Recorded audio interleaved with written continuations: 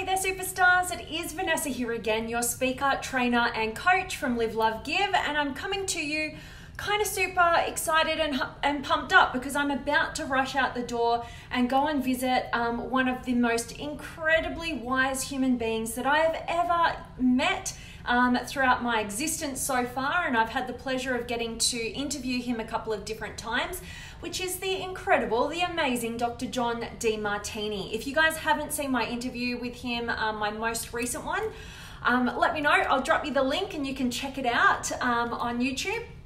It's amazing, mind-blowing, but anyway, can't wait to share all the golden nuggets that I am sure to pick up from his wealth of wisdom when I get to see him in just under an hour. I'm going to one of his talks, so I can't wait to share that with you guys. But today's message I'm really excited about. I know I say that every single day. I'm always super excited. But today's message is how to stop overthinking once and for all. And I think every single one of us has been guilty of times when we get into this overthinking mind where we're just like kind of driving ourselves crazy to the point where we've just confused ourselves. You know, we've been overthinking on something for so long that we just don't even know anymore. And it drains our energy to such a high degree that it's just something that we absolutely need to have a strategy around. So that's what I want to talk to you guys about. So if you can relate, drop me some comments and I can't wait to hear from you. But I heard this brilliant quote, and I don't know the name of the guy who actually came up with it, but he was a Harvard business professor. And he said that 100% commitment is easier than 98% commitment. And really what he's talking into there is really what makes the difference between, you know, what's 100% commitment versus 98% commitment. Well, when you're only 98% committed, you haven't actually made a decision. Right? So when you get into a different situation, if you're only committed 98%, you don't know where you're going to go with this. You know, you don't know what choice you're going to make because you haven't truly decided. And so what happens is when you haven't fully made a decision, you know, you get into a situation and you're kind of in this mental tug of war. You know, it's that decision overload, right? That decision fatigue that you end up getting into when you're only at a 98% commitment. Right? As opposed to when you're at 100% committed, you know, you get into a situation, you just know, like the choice is made. You don't have to think about it, right? But if you're only at that 98% in terms of your commitment level, you're going to find yourself coming into different situations and not really knowing how you're going to handle it, what choice you're going to make, and then getting into that, you know, mental tug of war, which leads to that decision fatigue. And then what happens is the situation wins, right? And then, you know, people end up being that byproduct of the situation because they haven't truly decided. So it's once you make a decision, that's when you'll never have to think about it again. So the answer to how do we stop, you know, getting into this overthinking all the time and getting into decision fatigue is ultimately to make the decision.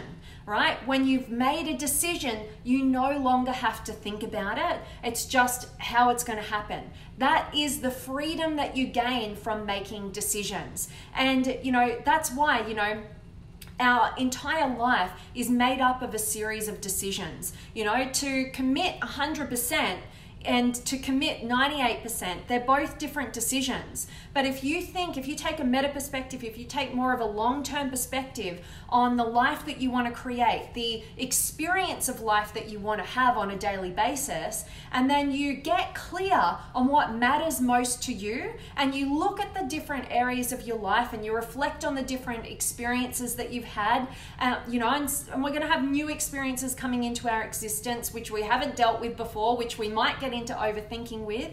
But at the end of the day, you have to decide, right? Whether it's, you know, just in the moment or you've taken some time to actually think this through and align with who your higher self is, the kind of person that you want to be. And the best way to do that is to take a long-term perspective and decide, you know, who do I want to be you know, in 10, 20, 30, 50 years from now?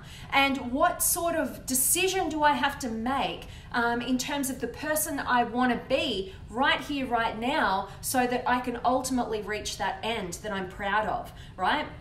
So it's not about being too spontaneous and just falling into making decisions on the spot. Like, you've got to think this stuff through, but then when you find yourself being in that overthinking mode, it's really because you haven't just decided. You know, you haven't taken the time to get clear on what your options are and decide which is aligned with the kind of future and the kind of person that you're hoping to become and the future that you're trying to create. So I hope this one helps you guys out next time you're getting into overthinking, and maybe there's particular situations in your life where you're always getting into that decision fatigue. Like that's been a major hurdle in my life just recently, when, you know, I'm making some different transitions in my life, in my business, in my relationships, in all different areas of my life, and I've just been just burn out, right? Just being constantly going over the same things. And I'm somebody who likes closure.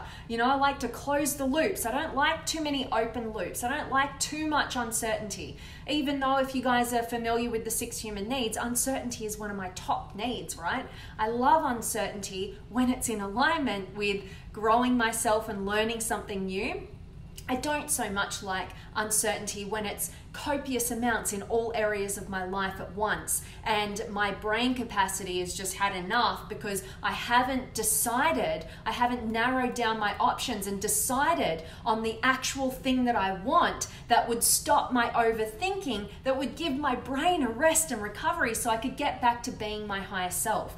So I hope that you guys can resonate with this one. You can think about, you know, where it is in your life where you've been definitely getting into decision fatigue, and I hope that this message encourages you and inspires you to make a decision. List out what are your options, all right? And then, instead of getting caught up in the moment, and don't need to rush things, but just think about and project, if I make this decision A, what is my future going to look like? If I make this decision B, what's it going to look like? And base your decision on your ultimate outcome. And remember that 100% commitment is so much easier than 98% commitment, okay? Hope this one is serving you. I can't wait to jump into the comments, and I really do have to rush off to Dr. John Demartini's talk here in Melbourne tonight. Super excited.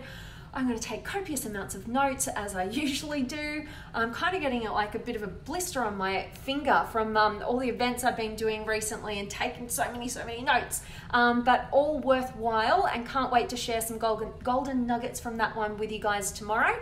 And if this message is of value, please do share it with anybody that you know is an overthinker, you know, or just your friends and family and the people that you care about. I always so appreciate when you share these messages if you find them of value.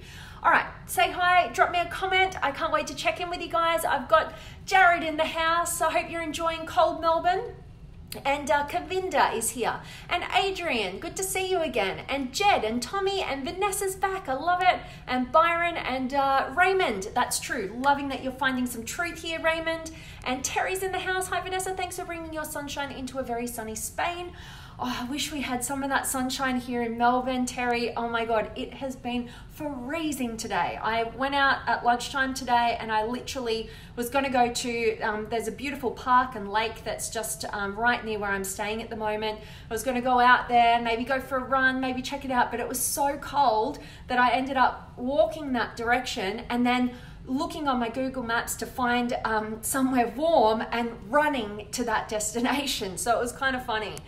Didn't actually make it to the park. It was just way too cold, wet, and windy. So love the sunshine that you're bringing to this Facebook Live, Terry.